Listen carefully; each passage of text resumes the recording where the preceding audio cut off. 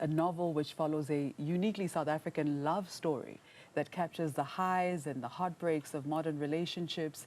It's set against the backdrop of high-rise Johannesburg corporate life and breezy coastal Cape Town.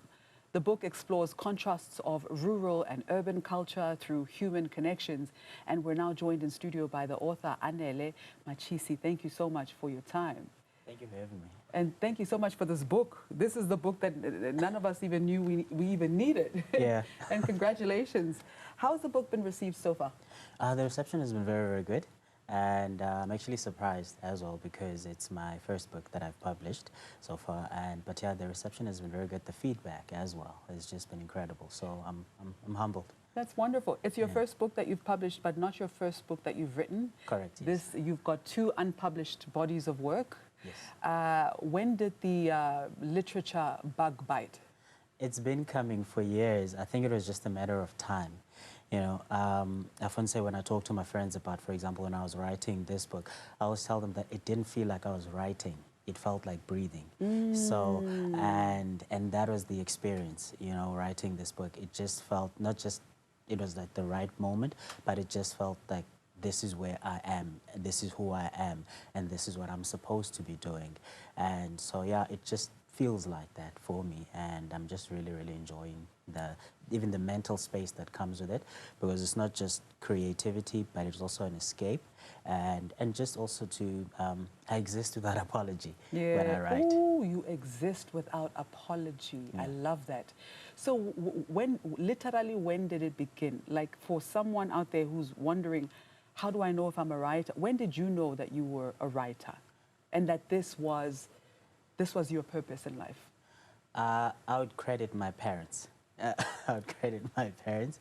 I grew up in a township, but so in a township, one of the first things that my parents did, they actually gave me a library card.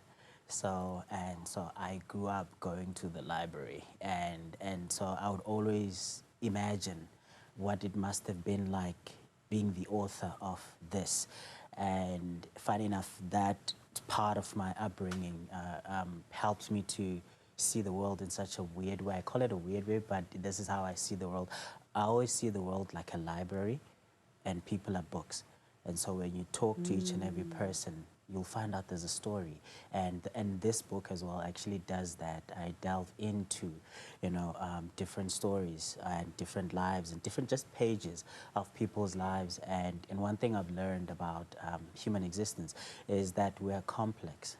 You know, and there's beauty in that complexity, and we're different, and there's beauty in that difference as well. And so what I try and do in my writing is just put some color, you know, and just introduce us to ourselves and say, hey, this is how we look like, and we're beautiful, you know, and we're creative, we're fun, we're crazy sometimes, but and that's a part of who we are.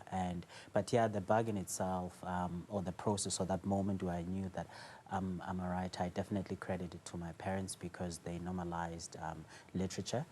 They normalized reading, so it was a must. Like every week I have to come back from the library with a set of books, not just for myself. I had to select some books for my mother as well, and then so she'd use my library card, so I just pick a book for her. So there was that experience, but actual writing itself probably towards the end of varsity, where I started just playing around blogs and that type of stuff. And yeah, but yeah, it was just a journey. I grew into myself.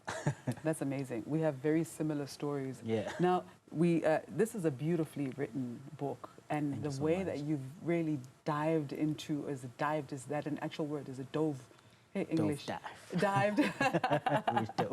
So the way that you dived into the character development is really quite incredible. What inspired these particular characters, Neo and Luyanda? People. Like I said, you know, I'm a big observer of life. There's always something interesting about people, you know. So when I looked at life, more specifically about the Neo and Luyanda and the other characters in the book, a big part of me, there was the creative aspect, and then I was slightly jealous as well about how we often project or portray ourselves, or how we portray it, especially in the entertainment space. You know, we seldom speak about the upwardly mobile black class. And then when we do, we'll speak about it from a gangster perspective. Like there's no sophistication, there's there's limited intelligence, there's no nuance in our conversations. And so that was the jealous aspect of me. So I was like, okay, let me try and explore this and see what comes out of it. And the more I looked into it, the more I realized that, oh, there's more to this, and there's more to this, and when I began to explore that, and when I developed the characters, they just came in more natural, and but most importantly, it was the topics for me that I wanted to explore. You know, the fact sometimes we look at one of the topics that I intentionally look at in the book is the complexity of healthy love. You know, because there's this assumption sometimes that that healthy love has no complexities, and yet the only difference between healthy love and unhealthy love is information sometimes. You know, and sometimes the difference is the tools we use. Because there will always be misalignment, there will always be difference, but the tools we use to navigate difference, it's what sometimes makes the difference. I mean, what takes us to different spaces in our relationships. And so in the book, I explore that, I explore restoration, I explore healing, I explore... And that is profound, because I know that outside of writing, you are involved in discussions around mental health as well. So I see that that played a huge factor in the development of this story. Yes, it did, because I'm quite passionate about that, personally from some lived experiences as well. And one of the things that I've discovered, though, and I try to include it as well in my writing, is I discovered that most of the times people don't necessarily go silent, and with their experiences, they don't just shut down. Sometimes people just lack language. We don't have a language to articulate what it is that we're going through, what we're experiencing, and so we act it out. We demonstrate it, whether in good or bad ways. And so what I try to do... Does that speak to emotional underdevelopment, would you say?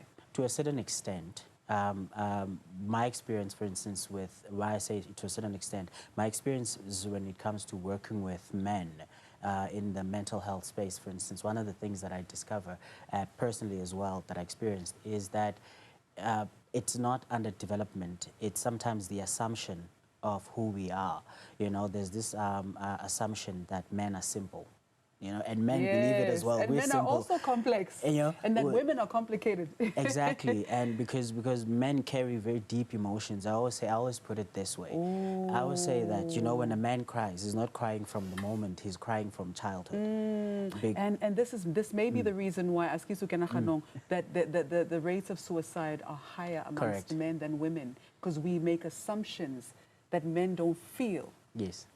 So, or that they shouldn't. The assumption is that men have a limited bandwidth of emotion, or limited scope of emotion. So I always use the example of crayons. So you give a girl and a boy crayons, they're both born with a 12-pack of crayons. Those are emotions. And then we're told to go color the world with this 12-pack. But then you tell the boy child, just color with the 3, anger, happiness, and sadness. That's it. Girl child will be told, go. And so he's always had that 12-pack. So it's not underdeveloped, but it's just the remaining colors are unrewarded. So whenever he tries to express that complexity, then it's always like brought back, like, no, you're supposed to be angry, happy, sad, angry, happy, sad. Right. And so that's that. And so in the book, I try and put language as well in terms of how do we look like when we're happy as men? How do we look like when we're fulfilled? You know, how do we look like when we've self-actualized? How do we look like when love works? This conversation needs 3 hours. But thank you so much for your time, and thank you for this book. Where can people get it? The book is available on insideoutonline.co.za. Fantastic. Anele, thank you. Thank you for having me. All right, that was author of Neo and Luyanda, Anele Matshisi.